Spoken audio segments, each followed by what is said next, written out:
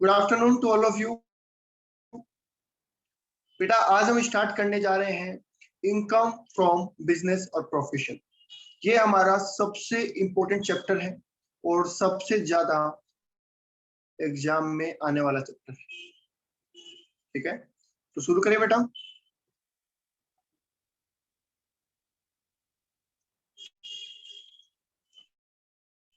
Income from business और profession.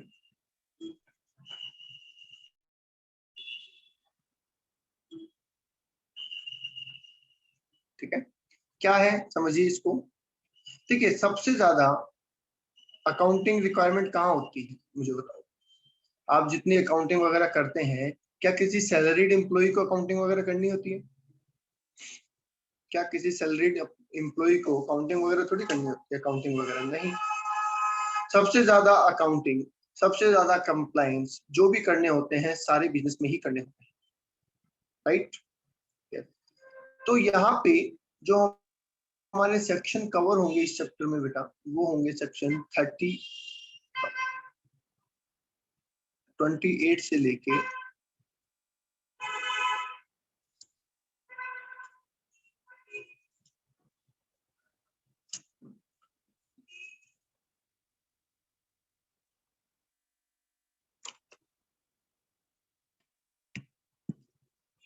Okay, ये होंगे बेटा 28 से लेके 44 सी तक। ठीक है, क्या कहता है ये चैप्टर, बड़ा ध्यान से समझिए आप और इसमें क्या क्या कवर हो। देखिए, इस चैप्टर में कवर करने के लिए 3 चीजें आपको दी गई है।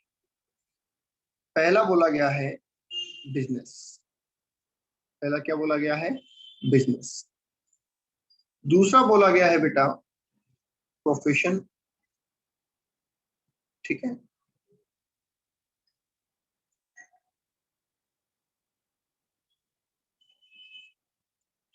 और तीसरा जो बोला गया है वो बोला गया है वोकेशन। सबसे पहले हम तीनों का मतलब समझते हैं। क्या आप बिजनेस जानते हैं? क्या आप जानते हैं बिजनेस क्या होता है? यस, बिजनेस में 3 एक्टिविटी होती है बेटा मेनली, जिसमें पहला है ट्रेडिंग। पहली एक्टिविटी क्या होती है? ट्रेडिंग। दूसरी एक्टिविटी होती है मैन्युफैक्चरिंग और तीसरी एक्टिविटी होती है सर्विस। बोलो हाँ या ना। ट्रेडिंग, मैन्युफैक्चरिंग और सर्विस। ट्रेडिंग का मतलब क्या? क्या ट्रेडिंग का मतलब purchase and sale of goods बोले हम। यस। मैन्युफैक्चरिंग का मतलब क्या हम प्रोडक्शन कहें? यस। और सर्विस का मतलब हम बाकी एक्टिविटी बोले, जैसे कि रेंटिंग, किराए पे देना। ठीक है, कोई सर्विस जैसे कि ब्यूटी पार्लर है, सैलून है, क्या ये सब इसी में है? यस, तो वो सारे किस में आ जाते हैं बेटा? सर्विस फील्ड में आ जाते हैं।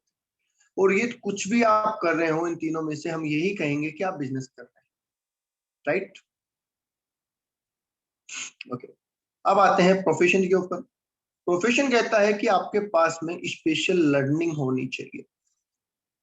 क्या बिना स्पेशल लर्निंग के आपको प्रोफेशनल बोला जा सकता है? क्या विदाउट एक्सपर्ट नॉलेज आपको प्रोफेशनल बोल सकते हैं क्या? नहीं सर, नहीं बोल सकते। तो क्या मैं ये कहूं कि सीएमए प्रोफेशनल है, सीए प्रोफेशनल है, सीएस प्रोफेशनल है, एमबीबीएस है तो प्रोफेशनल है, ठीक है, एडवोकेट है तो प्रोफेशनल है? यस, ये सारे लोग प्रोफेशन की कैटेगरी में आ जाते हैं क्योंकि इन्होंने कोई ना कोई डिग्री हासिल की है, इन्होंने कोई ना कोई लर्निंग की। ठीक है, सिंगर प्रोफेशनल होते हैं क्या? बताइए, क्या सिंगर प्रोफेशनल है? यस। हो सकते हैं अगर उन्होंने कोई कोर्स किया हो।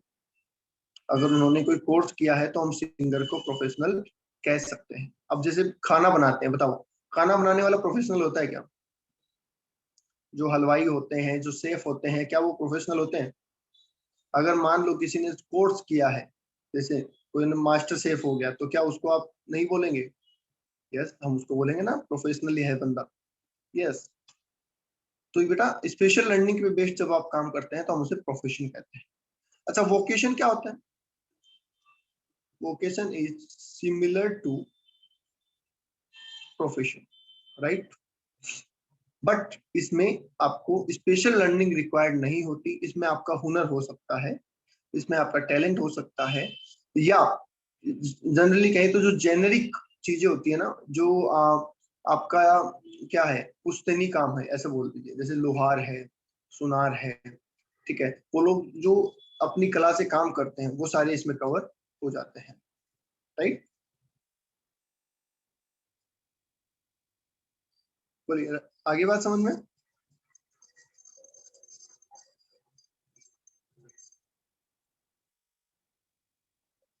ठीक है बेटा, अब सवाल ये आया कि सर हमें क्या जरूरत है इन सबको अलग अलग कैटेगरी में डिवाइड करने की? तो उसका जवाब ये है कि प्रैक्टिकली तो हमें कोई जरूरत नहीं है। प्रैक्टिकली तो हमारी कैलकुलेशन अगर पर्पस पे जाए तो हमें कोई जरूरत नहीं है इनको अलग करने की, बट समझने के लिए, अंडरस्टैंडिंग के लिए आपको ये अलग अलग करना पड़ेगा, ठीक है? जैसे मैं आपको एक बहुत अच्छा पॉइंट पूछता हूं, मुझे बताइए, हम अगर टर्न ओवर वर्ड यूज कर रहे हैं, टर्न ओवर सुना आपने? टर्न ओवर क्या मतलब होता है इसका? सेल्स, ठीक है। ये टर्न ओवर वर्ड क्या हम बिजनेस के लिए यूज कर सकते हैं? यस। क्या टर्न ओवर वर्ड प्रोफेशनल के लिए यूज किया जा सकता है? नहीं, प्रोफेशन के लिए यूज नहीं हो सकता, ठीक है? तो इसलिए ये बोलता है ना कि आपको ये कुछ वर्ड पता होने चाहिए। टर्न ओवर हम वर्ड करते हैं बेटा बिजनेस के लिए यूज, और जबकि प्रोफेशन के लिए हम बात करते हैं रिसिप्ट। ग्रॉस बोल सकते हैं, नेट बोल सकते हैं, वो चलेगा, पर रिसिप्ट वर्ड यूज करते हैं। आपने जब पेनल बनाया होगा, ट्रेडिंग पेनल बनाए होंगे, तो आपने गौर किया होगा कि बिजनेस में आप ट्रेडिंग पेनल बना सकते हैं और उसमें आप टर्नओवर वर्ड यूज कर सकते हैं, सेल वर्ड यूज कर सकते हैं। बट जब आप किसी प्रोफेशनल का पेनल बना रहे होंगे, एट दैट टाइम आप रिसिप्ट वर्ड यूज करेंगे। आई बात समझ में?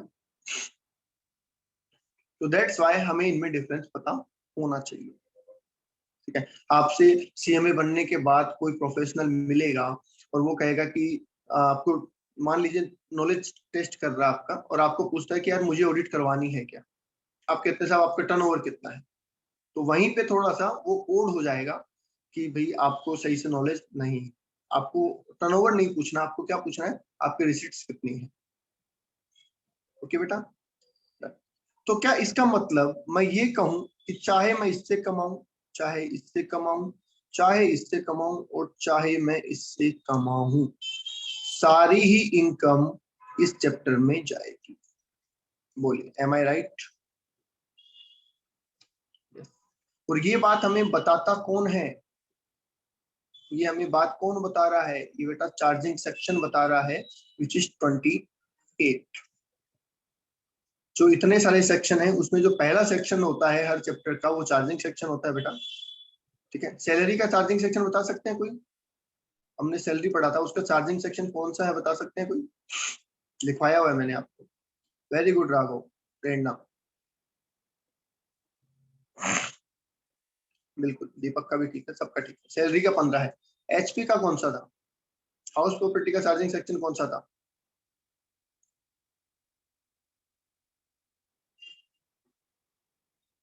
एचपी का चार्जिंग सेक्शन, राइट प्रियंका, प्रेरणा, बिल्कुल ठीक है। चंचल का भी ठीक है, यस 22, इट्स 22, ठीक है।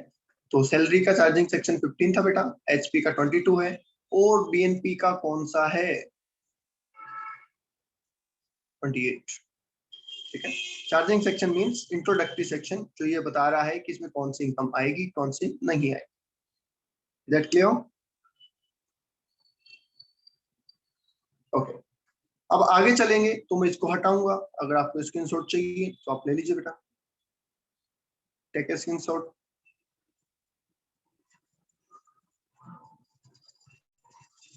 ओके, अब मुझे बताइए, अगर मैं इनमें से कोई एक्टिविटी कर रहा हूं जो अभी हमने लिखी थी, वो तो बीएनपी में आएगी, नो डाउट, बट अगर मैं उनके अलावा कोई एक्टिविटी लिखता करता हूं तो क्या वो भी बीएनपी में आ सकती है? जो इन तीनों से रिलेटेड नहीं है, फिर भी क्या कोई इनकम बीएनपी में आ सकती है? आप कह रहे हैं नहीं, प्रियंका कह रही है नहीं।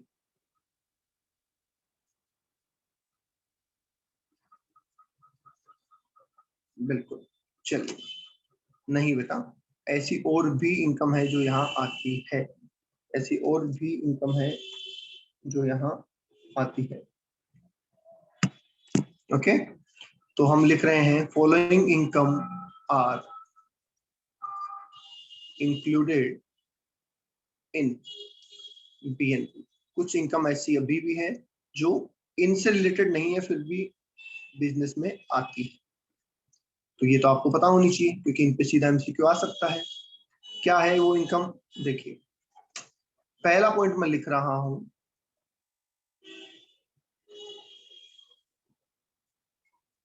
Partners remuneration. बोलिए, क्या हमने सैलरी वाले चैप्टर में पढ़ा था कि अगर पार्टनर को रेमुनरेशन मिलता है तो वो रेमुनरेशन सैलरी हेड में तो नहीं आएगा? क्यों नहीं आएगा? क्योंकि एम्प्लॉयर एम्प्लॉय रिलेशनशिप नहीं है। तो फिर क्या वो रेमुनरेशन यहाँ आ सकता है? बताइए, क्या वो रेमुनरेशन यहाँ आएगा? Yes, definitely. अगर पार्टनर अपनी फर्म से कोई सैलरी कमा रहा है, कोई कमीशन या कुछ भी कमा रहा है, वो सारी चीजें कहाँ आएगी? बीएनपी में आएगी, डेफिनेटली। आई बात समझ में? ठीक है।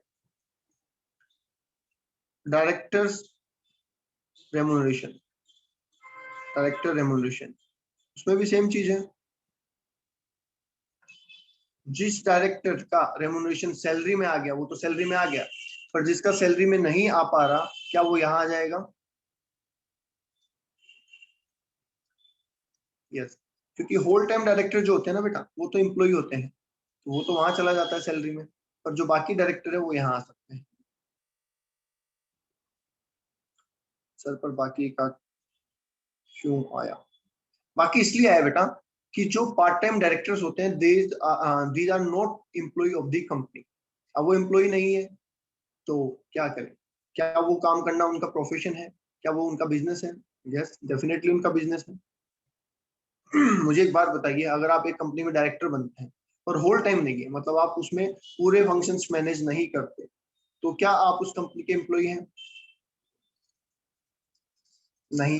क्या आपका वो बिजनेस है या प्रोफेशन है? यस, तो इसलिए वो यहाँ आएगी बेटा। ओके, विराट कोहली, अच्छा। आगे आ जाइए,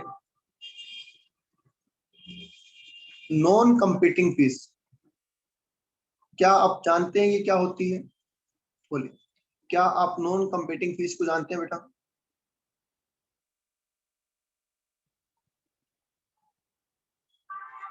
नहीं जानते? सुनिए, नॉन कंपीटिंग फीस का मतलब होता है कि आप किसी से कंपीट नहीं करेंगे, इस बात के लिए आप उससे पैसे ले रहे हैं। ठीक है, फॉर एग्जाम्पल, एक कंपनी में, ठीक है, एक कंपनी में दो ओनर है, दोनों ओनर में कुछ डिस्प्यूट होता है और दोनों अपनी म्यूचुअल कंसेंट से अलग अलग काम कर लेते हैं। अब पहला जो उसको हिस्सा दे रहा है अपने उस बिजनेस में से भी, वो एक कंडीशन रखता है कि भाई आप काम तो अपन अलग कर लेंगे, पर आप इस एरिया में काम नहीं करेंगे, आप कहीं और काम करेंगे। ठीक है, वो कहता है भाई मैं क्यों करूंगा दूसरी जगह काम, ठीक है, मैं तो यही करूंगा। तो वो बंदा उससे कहता है कि साहब आप एक काम करो, दूसरी जगह काम कर लो, मैं आपको इसके लिए पैसे देता हूँ, आप मुझसे कंपटीशन मत करो, इसलिए मैं आपको पैसे देता हूँ। ठीक है, तो वो हो जाती है नॉन कंपीटिंग फीस। चलो इसका और बेटर एग्जांपल देखते हैं। एक होटल के सामने एक डोसे वाला ठेला लगाता है और बहुत अच्छा डोसा बनाता है। क्या होटल की बिक्री पे फर्क पड़ेगा? क्या होटल पे उसका इम्पैक्ट आएगा? यस, हो सकता है कि गेस्ट रुके वहां और खाना सामने खाएं, ब्रेकफास्ट सामने करें। यस, तो होटल वाले ने कहा उस ठेले वाले को कि भैया आप अपना ठेला यहाँ से हटाओ, पर ऐसे तो कह नहीं सकते ना, क्योंकि सड़क किसकी है? सड़क होटल वाले की थोड़ी ना है। तो उन्होंने उसको लालच दिया कि आप एक काम करो, अपना ठेला 1 किलोमीटर दूर लगा लो, कहीं पे भी जहां आपको लगाना है, उसके लिए हम आपको कुछ पैसे दे देते हैं, यहाँ नहीं लगाने के लिए हम आपको पैसे दे देते हैं। तो मुझे बताओ, ठेले वाले को वो जो पैसे मिल रहे हैं, क्या वो उसकी इनकम है? हाँ। और क्या वो उसकी बिजनेस से रिलेटेड इनकम है? बिल्कुल बिजनेस से रिलेटेड है, क्योंकि बिजनेस करने से या बिजनेस ना करने के लिए कुछ मिल रहा है, तो वो भी तो बिजनेस की ही इनकम है।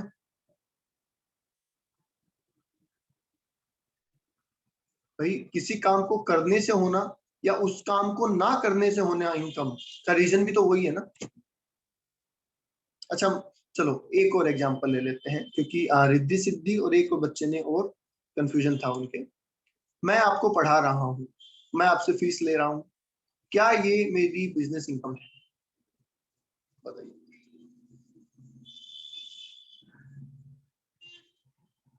यस, ये मेरी बिजनेस इनकम है। मैं सिर्फ सीएमए पढ़ाता हूँ, मैं कोई कोर्स नहीं करवाता, मैं सिर्फ सीएमए पढ़ाता हूँ। ठीक है। अब मैंने सीए स्टार्ट कर दिया, सब कुछ मैंने सीए पढ़ाना भी स्टार्ट कर दिया, और सीए का एक दूसरा इंस्टीट्यूट जो बहुत अच्छा चलता है वो मुझे कहता है कि सर आप सीए मत पढ़ाओ। मैं कहता भाई क्यों नहीं पढ़ाऊं, मेरे पास तो बच्चे हैं पढ़ने वाले और वो मेरे से हैप्पी है, तो मैं क्यों ना पढ़ाऊं। तो उन्होंने कहा नहीं सर, आप हमसे कंपटीशन मत करो, आपका सीएमए अच्छा चल रहा है, आप सीएमए चलाओ, आप कहो तो इसके लिए सीए ना पढ़ाने के लिए हम आपको पैसे दे दें। तो मैंने कहा अच्छा ऐसी बात है, बताओ कितने दोगे? तो उन्होंने कहा सर हम आपको है ना 50,000 रुपये महीने के दे देंगे, पर आप सीए मत पढ़ाना। मैंने कहा चलो ठीक है, नहीं पढ़ाएंगे सीए।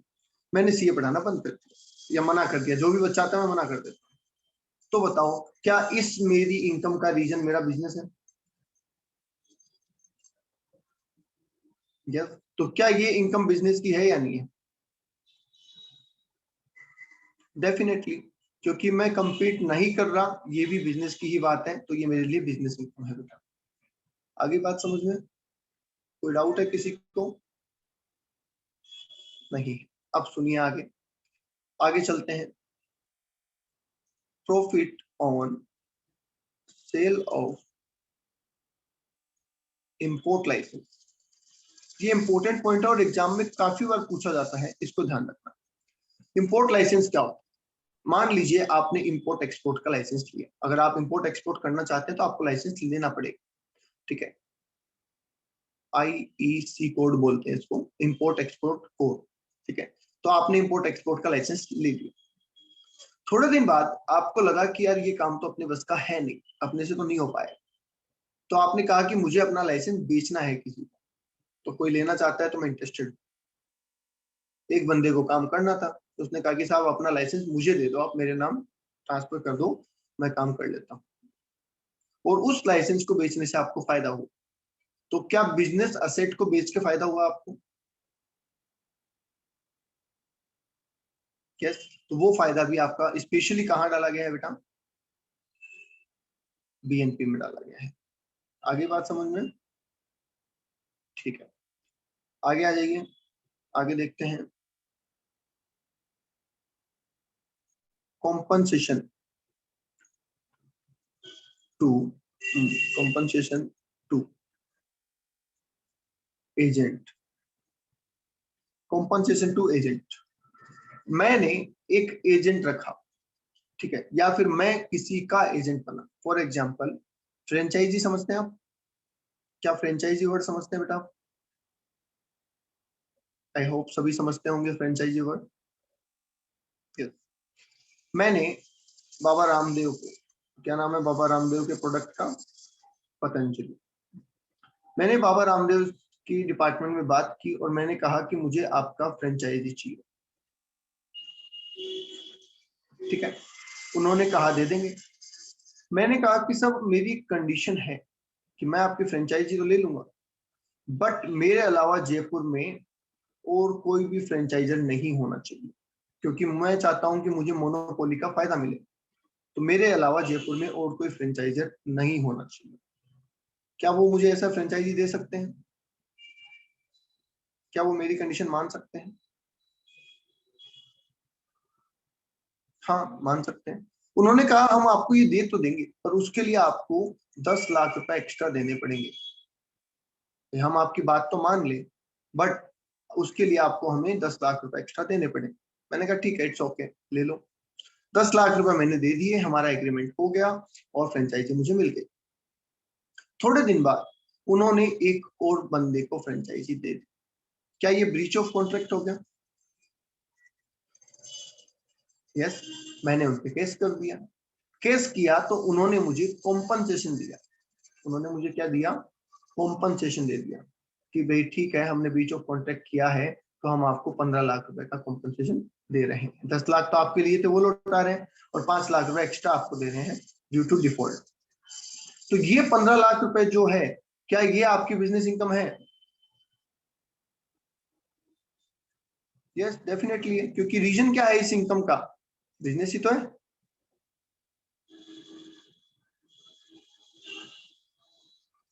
आई बात समझ में? ठीक है, सेम चीज है कॉम्पनसेशन टू डायरेक्टर। अगर आपने डायरेक्टर को अपॉइंट किया, आपने डायरेक्टर को अपॉइंट किया, उसको बोला आपको गाड़ी देंगे, बंगला देंगे, ये चीजें देंगे, वो चीजें देंगे, सब चीजें आपने बताई, पर बाद में नहीं दिया, तो क्या उसे आपको कॉम्पनसेशन देना पड़ेगा? क्या आप उसे पेमेंट करेंगे due to breach of contract? Yes. और वो भी उसके लिए क्या हो जाएगी? वो भी उसके लिए क्या हो जाएगी? बिजनेस इनकम हो जाएगी। ठीक है बेटा। नेक्स्ट पॉइंट बोला गया एनी अदर कॉम्पनसेशन। क्या बिजनेस करने के दौरान आपको कई तरीके का कॉम्पनसेशन मिल सकता है? जैसे पार्टी ने टाइम पे सप्लाई नहीं किया माल अपने को, अपन ने केस कर दिया। किसी ने हमारा कॉन्ट्रैक्ट टाइम पे पूरा नहीं किया, हमने केस कर दिया। तो क्या इन सब चीजों में आपको कॉम्पनसेशन मिल सकता है? यस। और अगर इनमें से किसी भी तरीके का कॉम्पनसेशन मिल रहा है, तो क्या उसे भी बिजनेस इनकम में एड ऑन किया जाना चाहिए? यस, डेफिनेटली, क्योंकि रीजन तो बिजनेस ही है। चलिए आगे चलते हैं। ये मैं आपको इंपॉर्टेंट पॉइंट बता रहा हूँ, conversion of stock into capital asset. ये अमेंडमेंट हुआ था 2018 में, तो ये आपके लिए समझना जरूरी है। Conversion of stock into capital asset, ठीक है, ये क्या है ये मैं अभी आपको समझाता हूँ।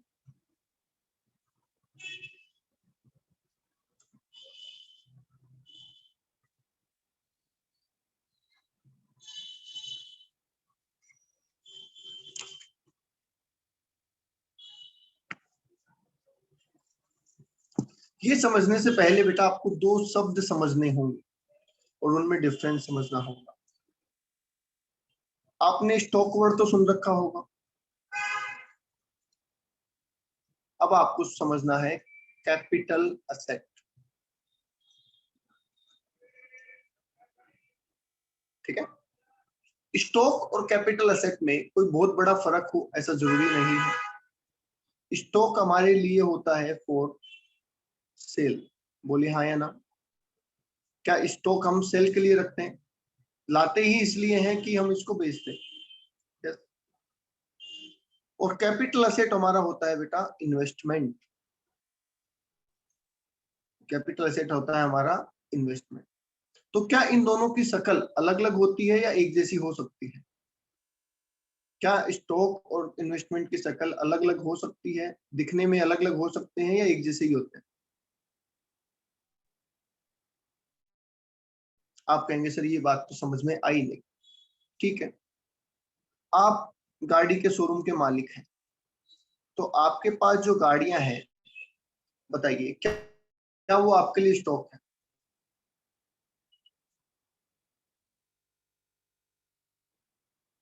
यस।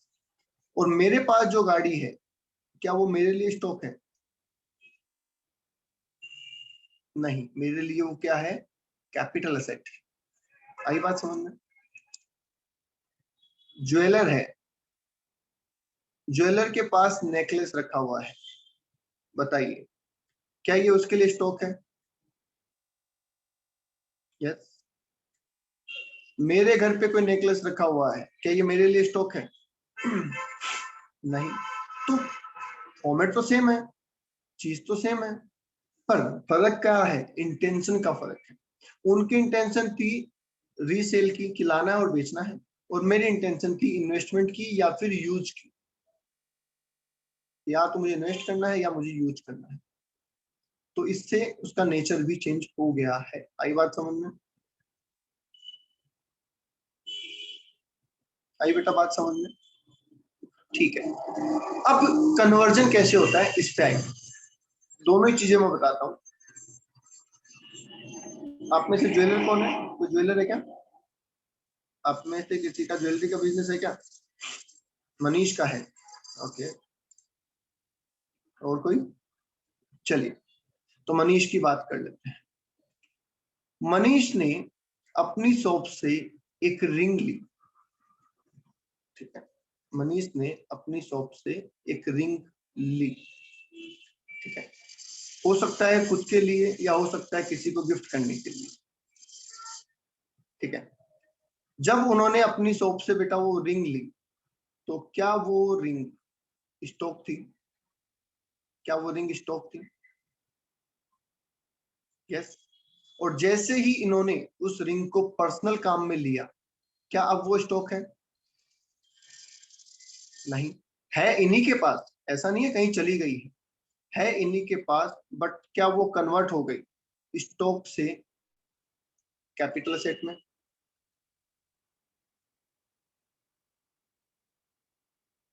यस, ठीक है। अब इसका रिवर्स ले लेते हैं। रिवर्स ये हो सकता है कि इनके पास एक पुरानी रिंग थी और इन्होंने वो शॉप पे रख दी, ठीक है, पेरेंट्स को कह दिया कि सब बेच देना इसको, ये मेरे काम की नहीं है, अब इसको बेच देना। तो ये जो ओल्ड रिंग थी बेटा, क्या ये पहले कैपिटल असेट थी? Yes. और अब ये जैसे ही शॉप पे आ गई, क्या ये स्टॉक बन गई? यस। तो इसको कहते हैं conversion of capital asset into stock. तो स्टॉक टू कैपिटल असेट और कैपिटल असेट टू स्टॉक, ये बात समझ में आ गई होता क्या है? ठीक है, अब इसके टैक्सेशन की बात करते हैं। टैक्सेशन में पहले इस पे टैक्स नहीं लगता था, कि अगर आप अपनी शॉप से कोई सामान लेके जा रहे हैं घर पे, तो उसको ड्रॉइंग्स माना जाता था। आपने अकाउंट्स में पढ़ा भी है, पढ़ा है ना? अगर आप अपनी शॉप से कुछ मटेरियल लेके जा रहे हैं, तो आप उसको परचेज में से कम कर देते थे और वो ड्राइंग्स का काम आपके लिए करता था। यही पढ़ा आपने अकाउंट्स में? पहले यहाँ पे भी यही था, फिर गवर्नमेंट ने इसको चेंज किया। गवर्नमेंट ने कहा भाई ऐसे तो गलत चीज हो गई, अगर आप मार्केट से खरीद के लाते, सपोज यही रिंग मनीष मार्केट से लेके आता, तो क्या वो रिंग बेचने वाले को फायदा होता? यही रिंग अगर मनीष मार्केट से लेके आता, तो क्या रिंग बेचने वाले को फायदा होता? यस। और जब उसे फायदा होता तो क्या वो टैक्स भरता? बिल्कुल भरता। तो गवर्नमेंट ने कहा भाई ये तो हमें नुकसान हो रहा है, तो हम क्या करेंगे, अगर आपने ऐसा कन्वर्जन किया है, तो जिस दिन आप वो चीज लेके जा रहे हो, उस दिन की मार्केट वैल्यू को हम सेल प्राइस मानेंगे। उस दिन की मार्केट वैल्यू को हम क्या मानेंगे? सेल प्राइस मानेंगे। आई बात समझ में? और आपको उस सेल प्राइस के अकॉर्डिंग टैक्स देना पड़ेगा। मतलब मान लीजिए इस ज्वेलरी की कॉस्ट थी 1 लाख रुपए, और जिस दिन मनीष इसे घर लेके गया, उस दिन इसकी मार्केट वैल्यू चल रही थी 1.5 लाख। तो क्या इसका मतलब मनीष के शोरूम को, मनीष का जो शॉप है, जो शोरूम है, क्या उसे 50,000 का टैक्स देना पड़ेगा, क्योंकि 50,000 उनकी इनकम हो गई?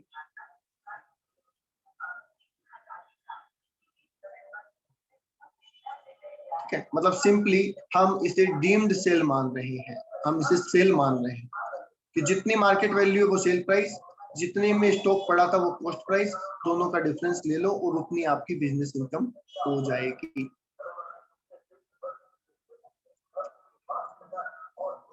बोलो बेटा, आई बात समझ में? ठीक है, दोबारा सुन लो। अगर आप अपने बिजनेस से कोई स्टॉक निकाल के उसको पर्सनल के रूप में ले जाते हैं तो उसे हम ड्राइंग्स नहीं मानेंगे इनकम टैक्स में, हम उसे क्या मानेंगे? सेल मानेंगे। ठीक है, और जितनी उसकी मार्केट प्राइस होगी उसको सेल प्राइस मानेंगे, और अकॉर्डिंगली जितने की आपकी कॉस्ट है, जितने की आपकी एफएमवी है, दोनों का डिफरेंस आपके लिए बिजनेस इनकम के रूप में टैक्सेबल होगा। आई बात समझ में बेटा? मतलब पहले ये टैक्स नहीं लगता था, पहले सिर्फ इसको ड्राइंग्स बोल दिया जाता था, बट अब टैक्स लगेगा।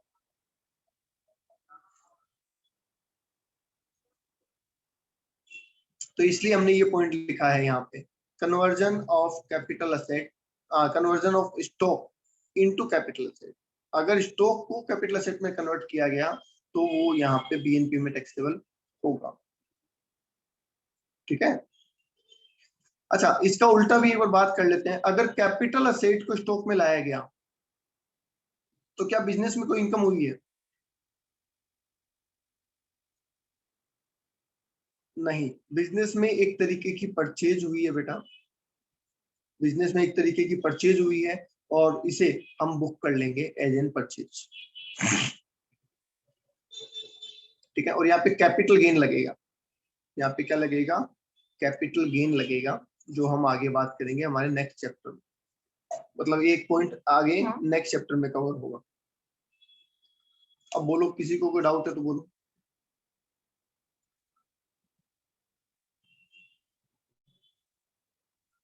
कोई डाउट नहीं है किसी को? ओके, इसका मतलब अभी तक आपके ये समझ में आ गया होगा, अभी तक आपके ये समझ में आ गया होगा कि बीएनपी में कौन कौन सी इनकम आने वाली है।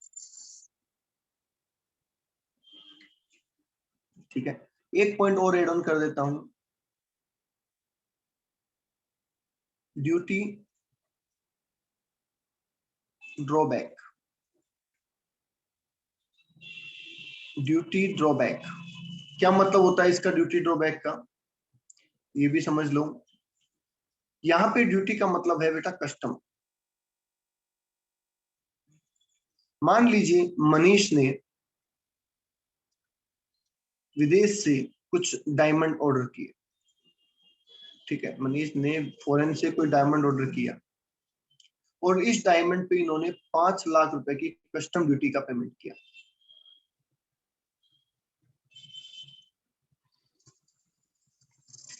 क्या मनीष के लिए 5 लाख का खर्चा हो गया?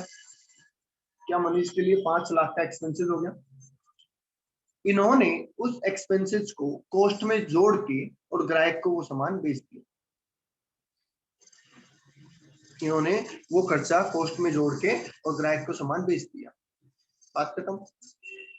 अब वो ग्राहक वो सामान वापस लेके आया और उसने कहा कि सर ये तो, इसमें तो क्रैक है, ये तो सही नहीं है ये पीस।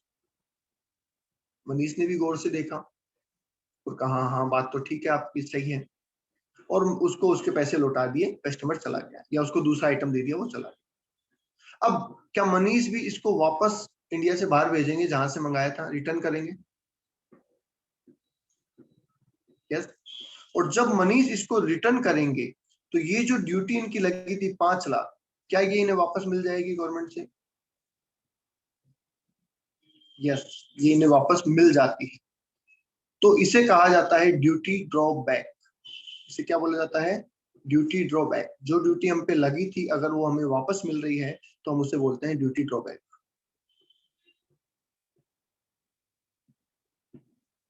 आगे बात समझ में?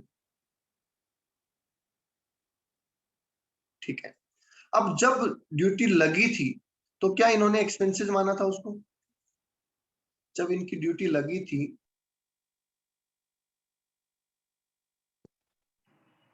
खर्चा माना था, एक्सपेंसेस ट्रीट किया था। यस। तो जब ड्यूटी वापस मिलेगी तो क्या इनकम ट्रीट करना पड़ेगा? यस। तो बस सिंपल सी बात है, इसलिए ड्यूटी ड्रॉबैक को इनकम में लिया जाता है।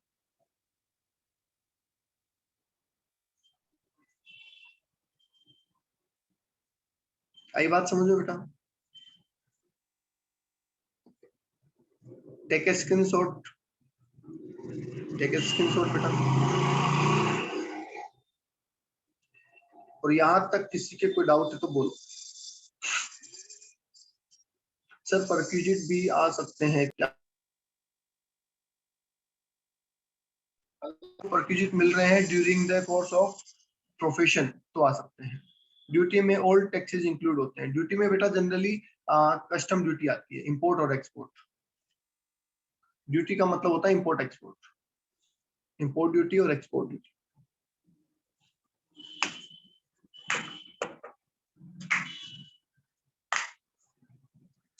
हाँ जी, और बोलिए, और कुछ, और कुछ किसी का कोई सवाल? नहीं है? इंक्लूड है क्या सर इंश्योरेंस? इंश्योरेंस एक सेकंड, क्या लिखा आपने? एक आगे कह रहे हैं इंक्लूड है क्या sir insurance compensation? Insurance compensation include है अगर वो हमें बिजनेस असेट के लिए, जैसे मान लीजिए आपका स्टॉक जल गया, ठीक है, आपका स्टॉक जल गया और उसके बदले इंश्योरेंस कंपनी ने आपको पैसा दिया, डेफिनेटली वो आपकी बिजनेस इनकम है। बिजनेस असेट तो होनी चाहिए ना। आपकी इंश्योरेंस कंपनी से बात हुई, आपका स्टॉक जल गया, आपने इंश्योरेंस करवा रखा था और कंपनी ने आपको पेमेंट कर दिया, तो डेफिनेटली वो आपकी बिजनेस इनकम है। एनी अदर कॉम्पनसेशन में आ गया? हाँ बेटा, एनी अदर में आ गया। वो आपको पार्टी से मिले, वो आपको इंश्योरेंस कंपनी से मिले, वो कहीं से भी मिले, अगर बिजनेस से रिलेटेड। भाई सिंपल सी बात है, आप एक चीज समझो, अगर आपको कोई भी कॉम्पनसेशन मिल रहा है तो फर्स्ट थिंग, क्या वो आपकी इनकम है? बताइए, अगर आपको कोई भी कॉम्पनसेशन मिल रहा है, क्या वो आपकी इनकम है? यस। अब सवाल आता है कि उस इनकम को हेड में कौन से में ले जाए। तो देखो कि उस कॉम्पनसेशन का रीजन क्या है। क्या उस कॉम्पनसेशन का रीजन आपकी जॉब है, तो आप किस में ले जाओगे? सैलरी में। जैसे आपको याद होगा रिट्रेंचमेंट कॉम्पनसेशन पढ़ा था हमने, छंटनी करते हैं, आपको निकाल देते हैं, पैसे दे देते हैं, तो उसका रीजन क्या था? जॉब। तो वो इनकम कहाँ गई? सैलरी में। ठीक है। आपके घर के ऊपर कोई क्लेम हो जाता है, ठीक है, रेंट से रिलेटेड कोई क्लेम होता है, जैसे एरियर ऑफ रेंट पड़ा था, एरियर ऑफ रेंट पड़ा था ना, वो भी एक तरीके का कॉम्पनसेशन ही है। तो वो कहाँ चला गया? एचपी में, क्योंकि वो एचपी की रेंटल इनकम से रिलेटेड था। बिजनेस असेट में कोई कॉम्पनसेशन मिला, डेटर से, क्रेडिटर से, सप्लायर से, इनसे किसी से भी, इंश्योरेंस कंपनी से कोई कॉम्पनसेशन मिला, तो वो कहाँ चला जाएगा? बिजनेस में चला जाएगा। और अगर कोई प्रॉपर्टी से कॉम्पनसेशन मिला तो वो कैपिटल गेन में चला जाएगा। तो डिपेंड करता है कि आपकी इनकम का रीजन क्या है।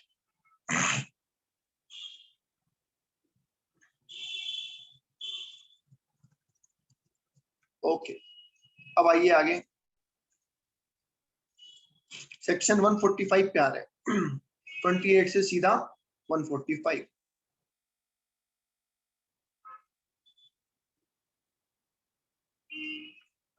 Method of accounting.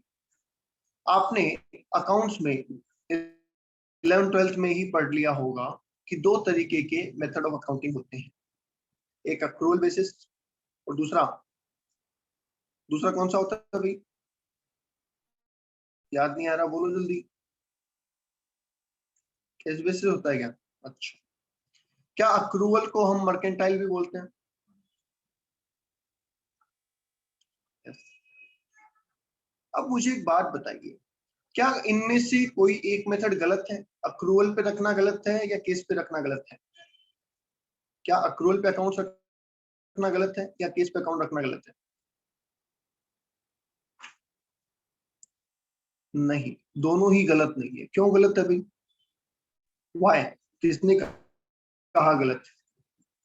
ना केस पे अकाउंट रखना गलत है, ना अक्रूवल पे। अगर गलत होता तो मुझे बताओ कि दो अकाउंटिंग होती क्यों? अगर गलत होता तो दो अकाउंटिंग होती ही क्यों? गवर्नमेंट मना कर देती कि ठीक है भाई एक ही करना आपको, अकाउंटिंग स्टैंडर्ड कहता है कि एक ही होनी चाहिए, दो होनी नहीं चाहिए। आई बात समझ में? तो दोनों अकाउंटिंग सही है अपनी जगह। बोलो पहले तो ये बात क्लियर है क्या? दोनों अकाउंटिंग सही है, केस बेसिस करें चाहे अक्रूवल करें, नो प्रॉब्लम एट ऑल। अच्छा, अगर आप अक्रूवल बेसिस फॉलो करते हैं तो P&L अकाउंट बनता है या फिर इनकम एंड एक्सपेंडिचर अकाउंट बनता है? बोलो हाँ या ना। और अगर आप केस बेसिस फॉलो करते हैं तो रिसिप्ट एंड पेमेंट अकाउंट बनता है? बोलो हाँ या ना। यस, ठीक है। अब P&L अकाउंट जब आप बनाते हैं तो आप लिखते हैं इनकम, और आप लिखते हैं एक्सपेंसेस, और आप लिखते हैं नेट प्रॉफिट, ठीक है। Similarly income and expenditure account भी बनता है। और रिसिप्ट एंड पेमेंट अकाउंट आप जब बनाते हैं तो आप क्या लिखते हैं? क्या आप रिसिप्ट और पेमेंट लिखते हैं? हाँ। अब मुझे एक बात बताओ, जिस बंदे ने P&L अकाउंट बनाया होगा तो उसके पास हमें जो इंफॉर्मेशन होगी सिर्फ डेबिट क्रेडिट की इंफॉर्मेशन होगी। ये जरूरी थोड़ी है कि हमारे पास पेमेंट की भी जानकारी हो। जैसे मान लीजिए यहाँ लिखा है सैलरी 6 लाख रुपए, अब इसका पेमेंट हुआ या नहीं हुआ ये नहीं बता रखा, तो क्या ये हम जान सकते हैं? क्या हम ये जान सकते हैं क्वेश्चन को देख के? नहीं। और उस बिजनेसमैन के लिए भी ये पॉसिबल नहीं होगा कि जब वो अक्रूवल पे अकाउंट रख रहा है तो वो इनकम टैक्स वालों के लिए अलग से केस पे अकाउंट रखे। क्या पॉसिबल है क्या? आप अपने अकाउंट्स अक्रूवल बेसिस पे फॉलो करते हैं और सिर्फ इनकम टैक्स के लिए आपको कहा जाए कि आपको केस पे अलग से फॉलो करने पड़ेंगे, तो क्या ये गलत नहीं हो जाएगा? यस। और सिमिलरली जो केस बेसिस पे फॉलो कर रहा है उसको कहा जाए कि भैया टैक्स कैलकुलेट करने के लिए तुम अक्रूवल पे फॉलो करके दो, तो क्या उसके लिए भी प्रॉब्लमेटिक हो जाएगा? तो इसलिए डिपार्टमेंट ने कहा कि नहीं, ऐसा कुछ करने की जरूरत नहीं है, दोनों बातें हमें कोई दिक्कत नहीं है। अगर आप अक्रूवल बेसिस फॉलो करते हैं तो अक्रूवल बेसिस पे हम टैक्स लगा देंगे, अगर आप केस बेसिस फॉलो करते हैं तो हम केस बेसिस पे टैक्स लगा देंगे, हमें कोई दिक्कत नहीं।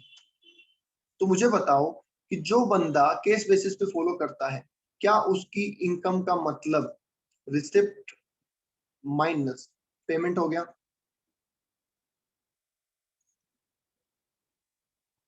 जो बंदा केस बेसिस फॉलो करता है उसकी इनकम का मतलब रिसिप्ट माइनस पेमेंट हो गया।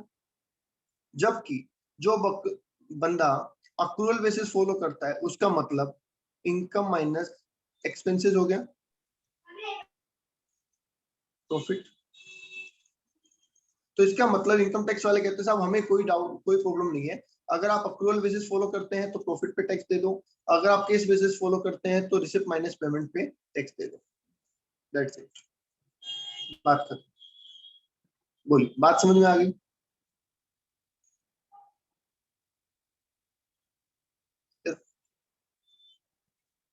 तो लास्ट एंड फाइनली मैं एक बात और कहूं, केस बेसिस वालों के लिए सिर्फ वही चीज टैक्सेबल है जो उसे मिल चुका है, चाहे उसने कमाया कितना है डजेंट मैटर।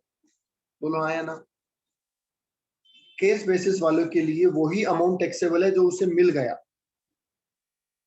इससे कोई फर्क नहीं पड़ता उसने कमाया कितना है। यस।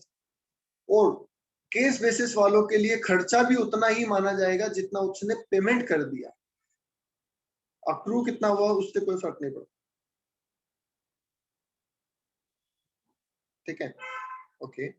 अब आ जाइए अक्रूवल बेसिस के लिए। अक्रूवल बेसिस पे हम बोलते हैं कि जितना कमाया उस पे टैक्स है, इससे फर्क नहीं पड़ता मिला कितना है। बोलो सही है। और उतना खर्चा अलाउ है जो 1 साल से रिलेटेड है, चाहे उसका पेमेंट हुआ हो और चाहे पेमेंट ना हुआ हो। तो हमने चारों टर्म डिस्कस कर लिए।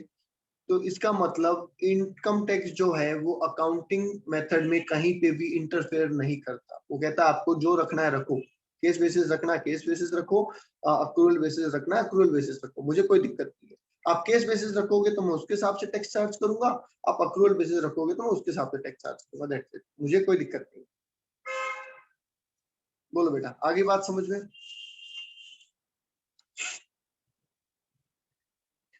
फुल एंड फाइनल आज की क्लास का कमेंट कर दो, फुल एंड फाइनल। क्या कोई डाउट है आज की क्लास में? कोई डाउट? कैसा लगा ये चैप्टर, नया चैप्टर जो आपका आज पहली क्लास में हुई है? अभी तक तो डाउट नहीं है, नो डाउट, क्लियर है।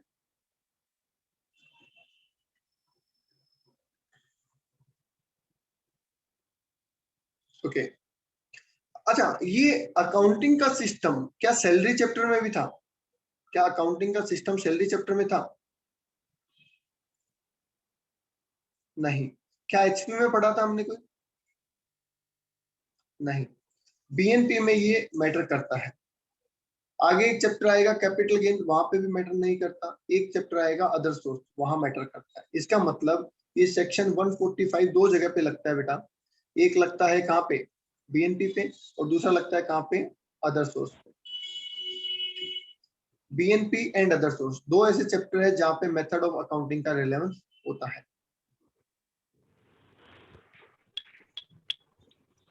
माइक ऑफ कर लो बेटा, आई थिंक अंजलि का खुला है माइक।